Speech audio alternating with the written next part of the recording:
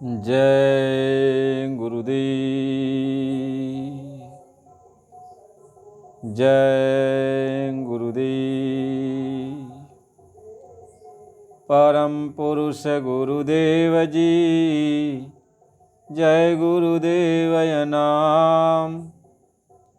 अलख यगम्य की पार में स्वामी तुम्हें प्रणाम।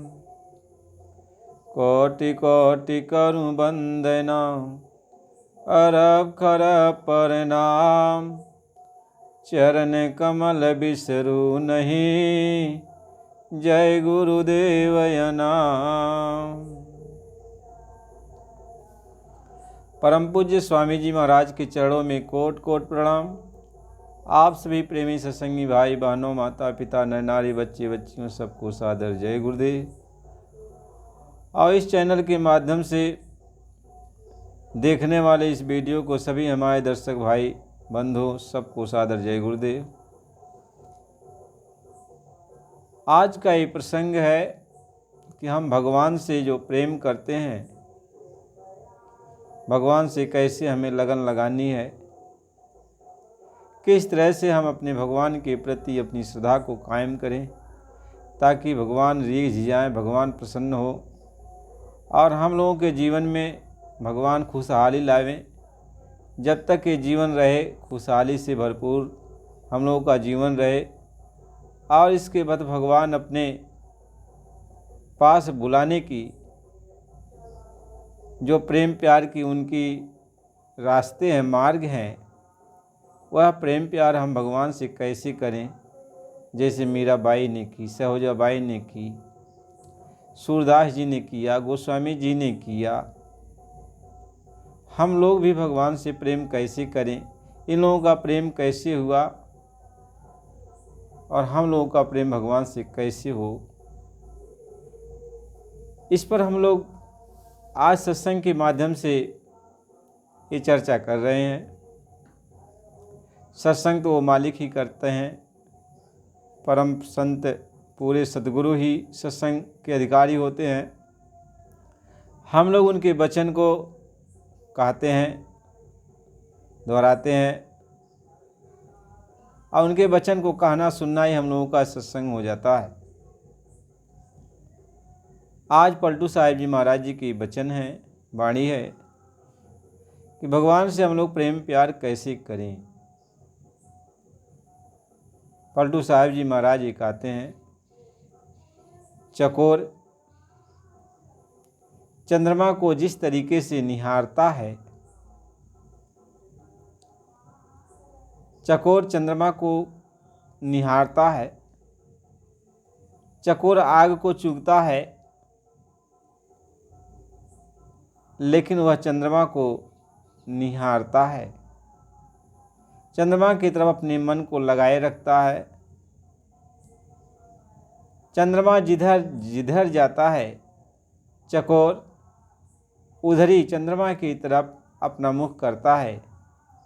और जब चंद्रमा अस्त हो जाते हैं, छिप जाते हैं, तब वो चकोर उस आग में चंद्रमा को ढूंढता है। जैसे एक पतंगा दीपक की लौ पर इतना प्रेम करता है कि दीपक की लौ में अपने भगवान को खोजता है, प्रेम को खोजता है, अपने सारे पखने को जलाकर अपने को कुर्बान कर देता है। जैसे मछली पानी की धारा के साथ प्रेम करती है और पानी की धारा से वो चिपकी रहती है और पानी से अलग होते ही अपने प्राण को त्यज देती है। जैसे एक भंवरा है, वह फूल से इतना प्रेम करता, उसी सुगंधी से इतना प्रेम करता, कमल के फूल पे जाके भंवरा बैठ जाता है, उसके पराग को चूसता है, लेकिन हटता नहीं है। शाम होती है और उसकी पंखुड़ियाँ बंद हो जाती हैं और उसी के अंदर वो पड़ा रह जाता है। जैसे एक चोर होता है, उसका ख्याल ध्यान दूसरे के धन को हड़पने का होता है, यानी ख्याल ध्यान हमेशा उसका हर काम करते हुए दूसरे के धन को लेने की रहता है। हम कौन सा उपाय करें इसके धन को प्राप्त कर लें। महात्मा समझाते हैं, भगवान से प्रेम करना घर बार खेती बाड़ी दुकान दफ्तर छोड़ना नहीं होता, परिवार छोड़ना नहीं होता, साधु सन्यासी बनना नहीं होता। भगवान से प्रेम करना आसान भी है और बहुत कठिन भी है। आसान तब हो जाता है जब हम दुनिया में रहकर दुनिया के सारे काम काज को करते हुए अपना ख्याल ध्यान भगवान के प्रति लगा देते हैं तो आसान हो जाता है। लेकिन जब दुनिया में हम अपने ख्याल ध्यान को लगाए रहते हैं, दुनिया में हम फंसे रहते हैं, दुनिया की हर चीज़ का हम महत्व देते हैं, तो उस समय भगवान का ख्याल करना, भगवान से प्रेम करना बहुत कठिन सा लगता है। इसलिए सबको चाहिए, यदि भगवान से मिलना चाहते हो, भगवान से प्रेम करना चाहते हो, तो दुनिया में रहकर भी आप भगवान से प्रेम कर सकते हो, भगवान से मिल सकते हो। लेकिन दुनिया में अपनी तवज्जो न रखकर, अपना ख्याल न रखकर, अपना ख्याल अपने भगवान के प्रति लगाना चाहिए। जैसे एक पतिव्रता स्त्री है, अपने शादी विवाह हो गया, अपने ससुराल जाती है, पति के साथ रहती है, लेकिन जब कभी वो मायके चली जाती है तो यहाँ पे माता पिता की भी सेवा करती है, भाई की सेवा करती है, सबकी सेवा करती है, सारे काम को करती है। फिर भी जहाँ भी वह रहती है उसका ख्याल ध्यान अपने प्रीतम प्यारे पिया किसी लगा रहता है। वह हर वक्त उन्हीं को याद करती है, उनका ख्याल करती है, उनके साथ जुड़ी रहती है। लेकिन ये बात वह अपने तक रखती है और हर इस बात को छिपा करके वह घर में सारा काम काज करती रहती है। ठीक इस तरीके से इस संसार में हम लोगों को रहकर अपनी सारी जिम्मेदारियों को निभाते हुए हम लोगों का ख्याल ध्यान अपने परम प्रभु के प्रति लगना चाहिए। महात्मा समझा रहे हैं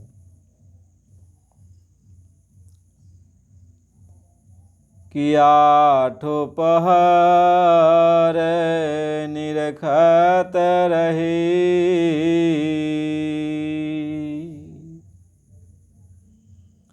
जैसे चांद चकू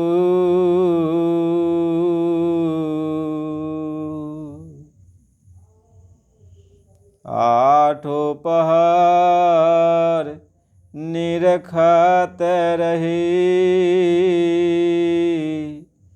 जैसे चांद चकू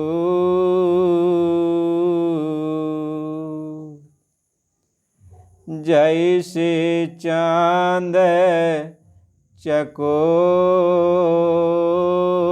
पलक को टारत नाही,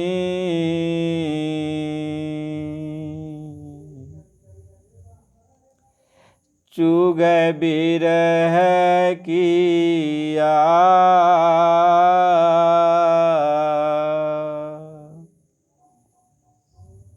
मन रह चांदा माही,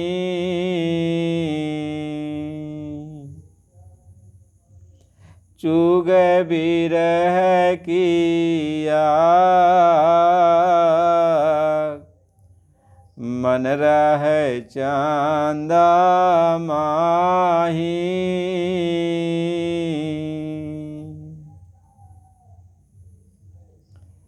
फिर जेहि दिसी चांद ताहि दिसी मुख को फेरी,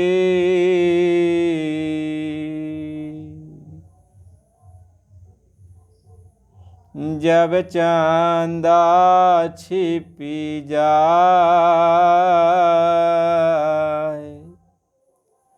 आग की भीतर हीरी,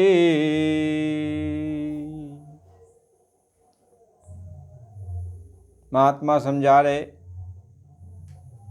जैसे आठों पर यह चकोर चंद्रमा को निहारता है विरह की आग को चुगता है, वह चंद्रमा की तरफ अपने सारे ध्यान ख्याल को लगाए रखता है। जिधर जिधर चंद्रमा घूमता है उधर उधर वो अपने मुख को करता है, एक टक चंद्रमा को निहारता रहता है, एक टक चंद्रमा को निहारता है। जब चंद्रमा छिप जाता है तो उसी आग में चंद्रमा को खोजता है। महात्मा ये समझाते हैं, इस तरीके से एक मालिक के भगत को, मालिक के प्रेमी को अपने परम प्रभु को याद करना चाहिए। दुख हो, सुख हो, लाभ हो, जस हो, अपजस हो, हर परिस्थितियों में अपने भगवान को, उसको याद करना चाहिए। अपने इष्ट को बराबर याद करते रहना चाहिए।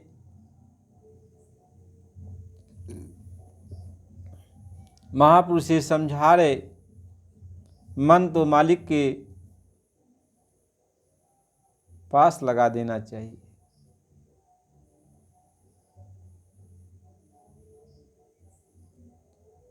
मन हमेशा मालिक के याद में, मालिक के सिमरन में लगाना चाहिए।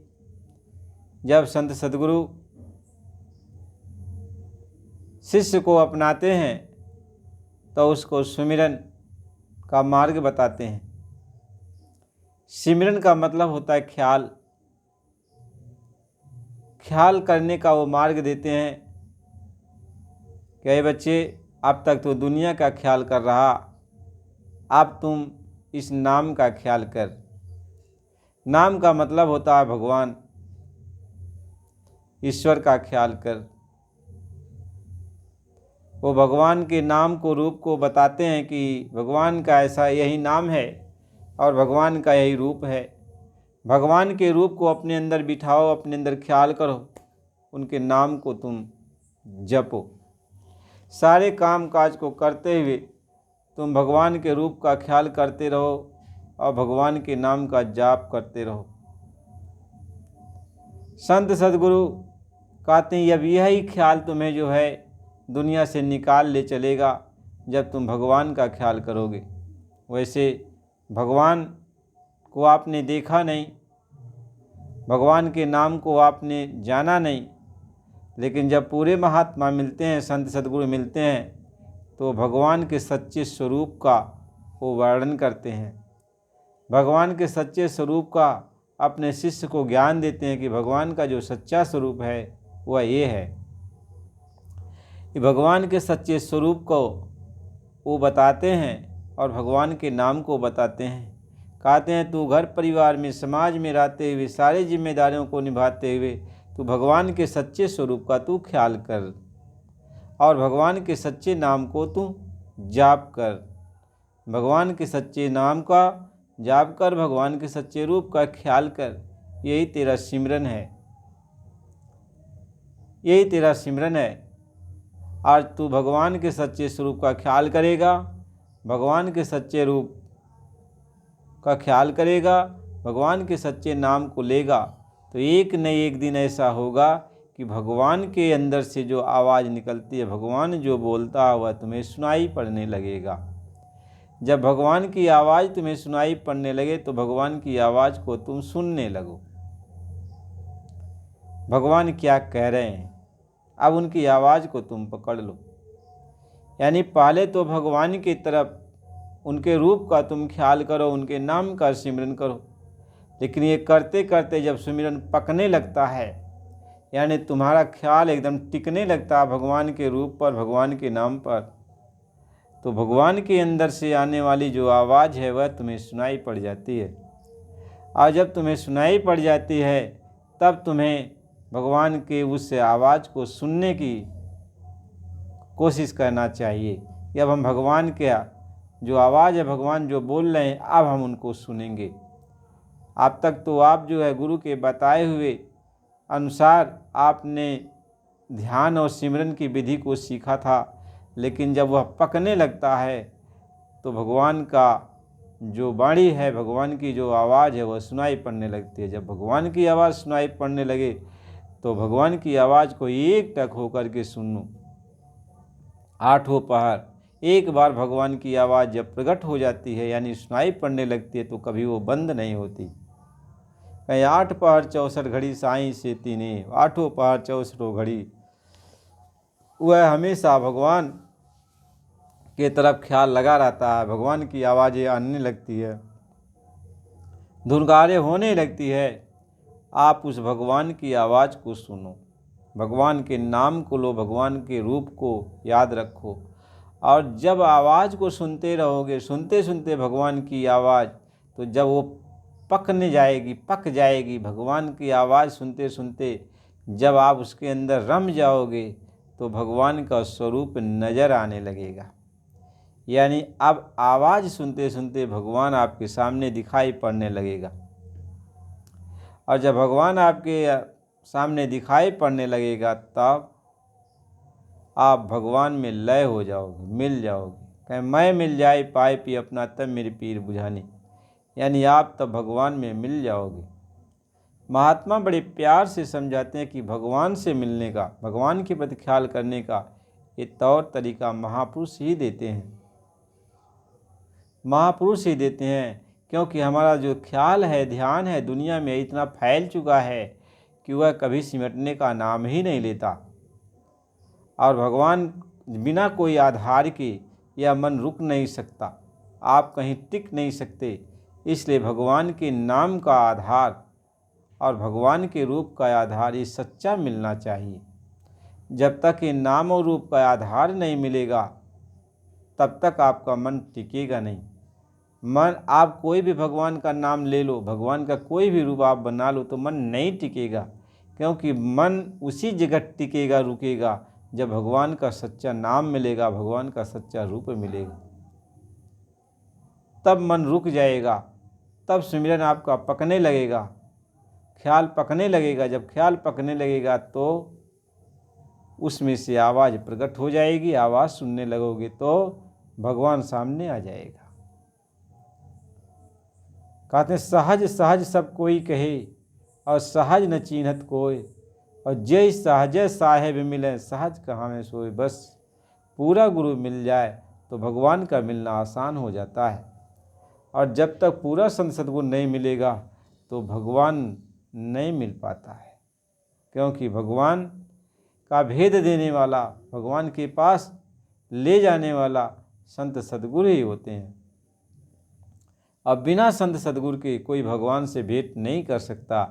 क्योंकि भगवान जिस जगह है उसका कुंजी सद्गुरु के हाथ में ही होता है। जब सद्गुरु उस दरवाजे को खोलते हैं तो भगवान दिखाई पड़ने लगता है। इसलिए हमें जब सद्गुरु मिल जाए तो सद्गुरु की कदर करनी चाहिए, सद्गुरु की इज्जत करनी चाहिए, सद्गुरु की सेवा करनी चाहिए और सद्गुरु का ख्याल करना चाहिए। कैसे महात्मा समझाते हैं, यह उस तरीके से करना चाहिए जैसे एक भंवरा होता है। भंवरा होता हुआ पराग को चूसने में सारा ख्याल ध्यान वो लगा देता है। सुबह से लेकर शाम तक उस पराग पर ही मंडराता रहता है। और जब शाम होती है तो उसको ये पता नहीं चलता कि शाम होती है, और वह जो है कमल के फूल के अंदर फिर बंद हो जाता है। कहते हैं कि जैसे मधुकर, जैसे मधुकर पद में चखी,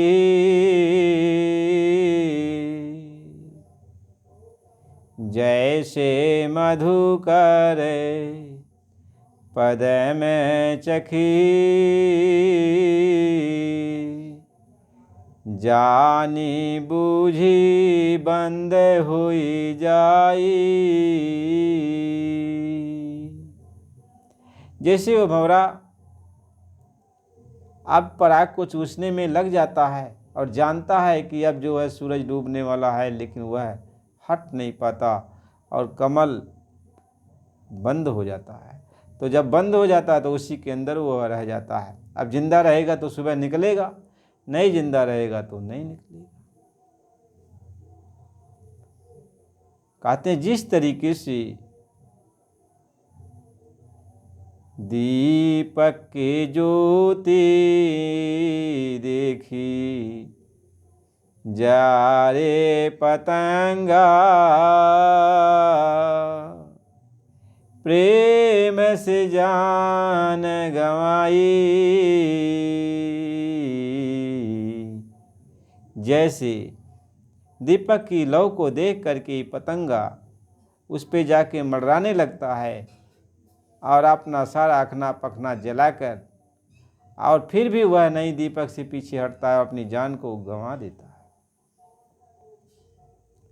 महात्मा समझाते हैं किस तरीके से, जैसे एक चोर होता है जो हमेशा आठों पहर दूसरे के धन लेने की फिराक में सारा ख्याल ध्यान लगाए रखता है। कहने इस तरीके से कि आठों पहर निरखत रही, जैसे चंद चकू।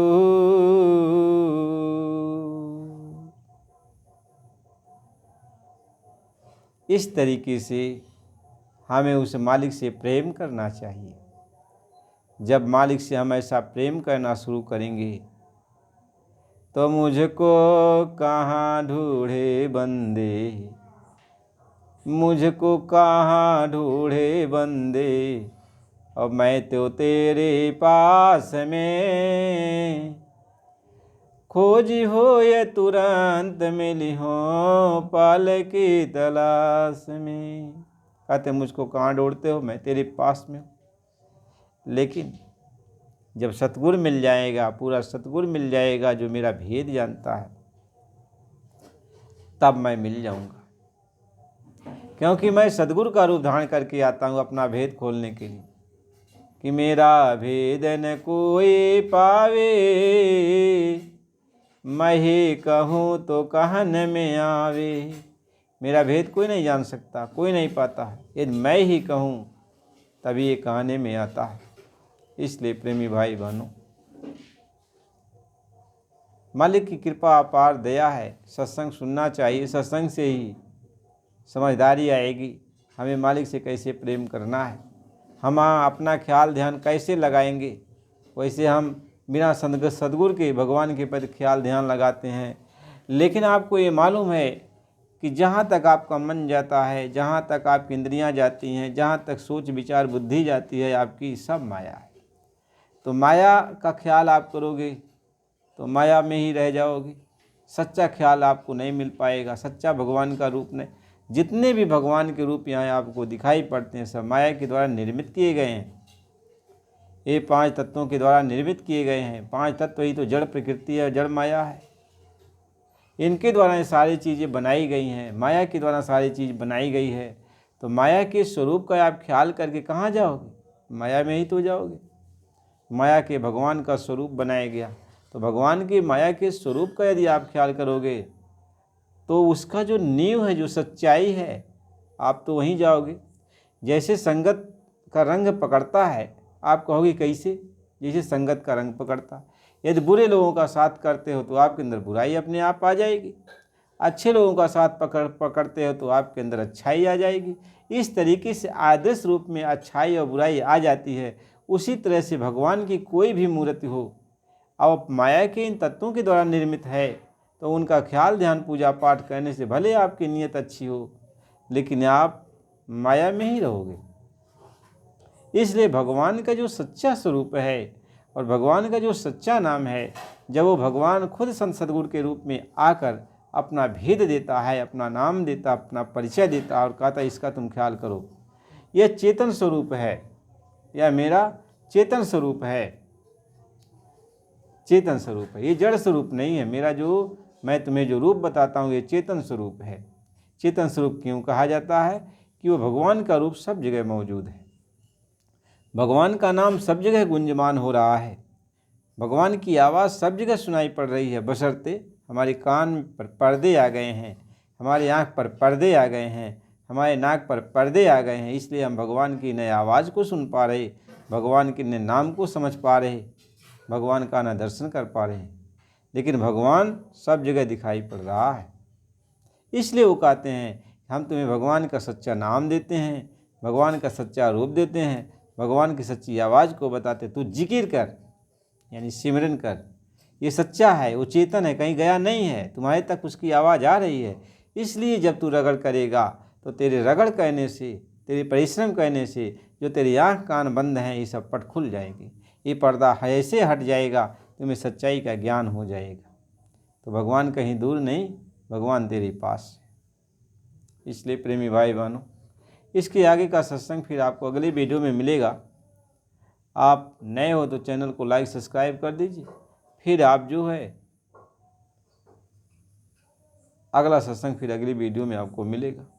आप प्रेम प्यार से सत्संग को सुनते रहिए। प्रेमी भाई बहनों, आप लोग प्रेम से बोलें जय गुरुदेव।